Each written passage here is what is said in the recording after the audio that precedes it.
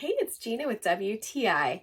If you love to make cocktails or mocktails at home, but you don't want to spend a lot of time muddling ingredients, putting things together, you're going to love getting these mixers from Modica. This old-fashioned mixer has overtones of cherry, of course, but also gives you that nice aftertaste of bitters. My husband and I are recently back on the wagon, but that doesn't mean that we can't enjoy the flavors and the ritual of having a nice drink together.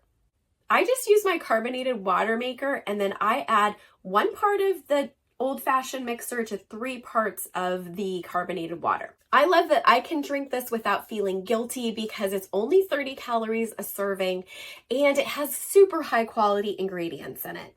In fact, it even has stevia, but doesn't give you that weird stevia aftertaste.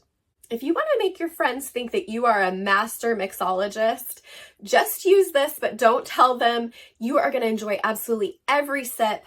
And Modica has many different flavors to choose from, so you can have an array of beverages ready to go, whether it's for a cocktail or a mocktail. We're really impressed by the taste and the quality, and that's our point of view.